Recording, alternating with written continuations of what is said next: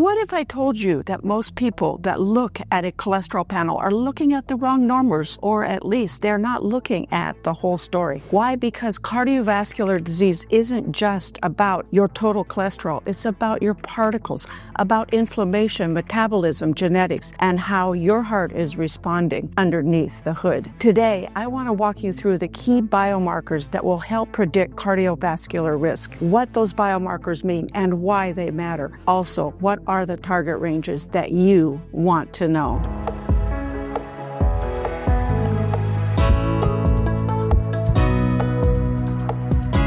Hi, I'm Dr. Joanette. I'm a longevity specialist and a professor of medicine. My work focuses on helping people reduce their disease risk and also improve their health span so that you are not just living longer, but living better. Here's a quick note before we dive in though. Even though I am a physician, I'm not your personal physician, and this video is for educational purposes only and not personalized medical advice. So always interpret your labs with your primary care doctor, especially if you have any symptoms or underlying medical conditions. When I think about heart disease risk factors, I put them into three big buckets. Into bucket number one, I put the atherogenic particles. That's the stuff that builds up the plaque in your arteries. Into bucket number two, I put inflammation, the fire that makes your plaque unstable. And into bucket number three, I put metabolic health and heart strain, the environment that accelerates the damage. We're going to go through each of the buckets, and I'm going to give you both the optimal and also the normal values as we go along. Bucket number one, the atherogenic particles. Let's start with the most famous one, LDL cholesterol. That stands for low density lipoprotein cholesterol. LDL cholesterol is often called your bad cholesterol, but let's be precise. LDL cholesterol particles carry cholesterol into the artery walls, and over time that will contribute to plaque formation. That plaque formation then narrows and hardens the arteries, leading to both heart attacks as well as strokes. So your LDL cholesterol reflects a major driver of atherosclerosis, especially when it's combined with other risk factors. Your optimum value for LDL cholesterol is less than 100 milligrams per deciliter. So if you're in a high risk category, your target may even be lower. But as a general benchmark, aim for an LDL cholesterol of less than 100. Next up in bucket number one is your total cholesterol. Think of this though as your snapshot number. It includes LDL cholesterol, HDL cholesterol, as well as other cholesterol components. It is a helpful screening number, but I frequently see patients in the ER who are having a heart attack and they have a normal total cholesterol. Why is this? Because by itself, that number doesn't tell you how many atherogenic particles you have floating around in your arteries, or whether or not you have inflammation that is also present. Your optimal total cholesterol should be less than 200 milligrams per deciliter. Now let's talk HDL cholesterol, or high-density lipoprotein cholesterol. This is what people often call the good cholesterol because HDL cholesterol is associated with transporting cholesterol away from the arteries. HDL cholesterol is generally better when it is higher, not lower. And optimal HDL cholesterol for men should be above 40, and for women should be above 50. Below those numbers, you will have an increased risk. Here's a way to help you remember which cholesterol is more desirable, HDL versus LDL. H is for HDL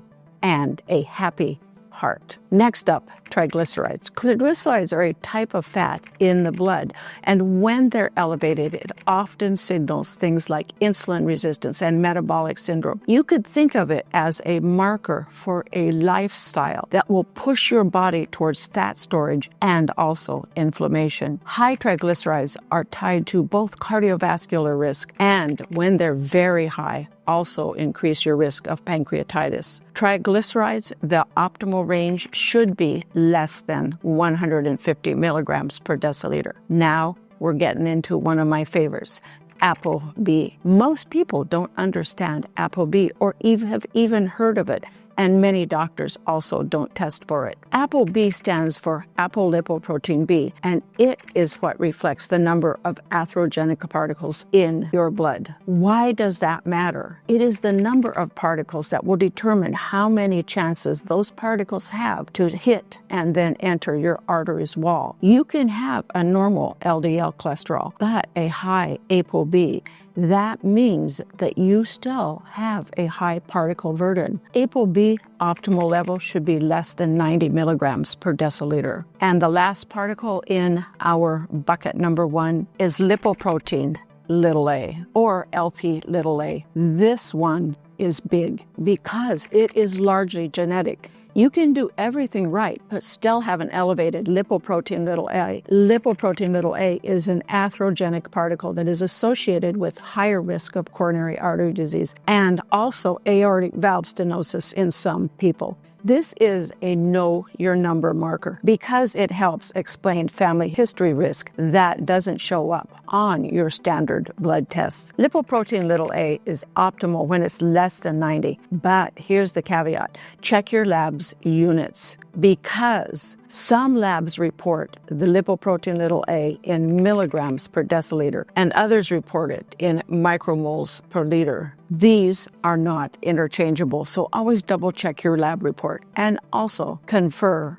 and confirm with your primary care doctor. Now on to bucket number 2. Bucket number 2 is the inflammation bucket. Only got one test in it, but that test is critical. It is called a high sensitivity C-reactive protein, or HSCRP. Think of this like a smoke alarm for inflammation. It isn't going to tell you where the fire is, but chronic low-grade inflammation is so strongly associated with higher cardiovascular risk. It also will make plaque more unstable, and that will increase your risk and your chance of rupture. And rupture leads to a heart attack. So HSCRP is optimal if it's less than 1.0 milligrams per liter. Bucket number 3.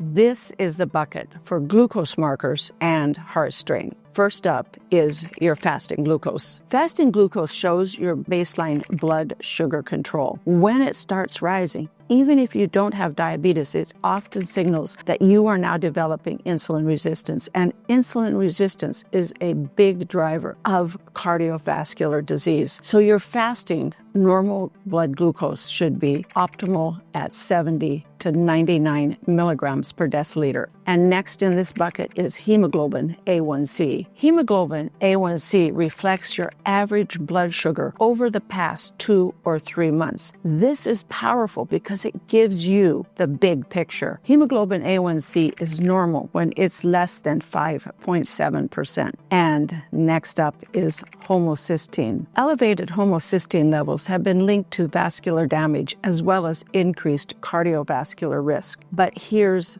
the nuance. Lowering homocysteine levels doesn't always reduce your risk. So treat it as a clue for you and your doctor to take a deeper look. What might you discover? You might discover that you have a B vitamin deficiency, or you could have something going on with your kidney function or your thyroid function, or maybe it's lifestyle factors that are contributing to your high homocysteine level. Your homocysteine is normal when it is 5 to 15 micromoles per liter. And lastly, in that third bucket is NT-proBNP. Stands for N-terminal pro-beta-natriuretic peptide. This is a marker that is released when your heart is under stress. It's often used in heart failure evaluation, but it can also be an early warning sign because it can be elevated even before you develop any symptoms. So if it is elevated,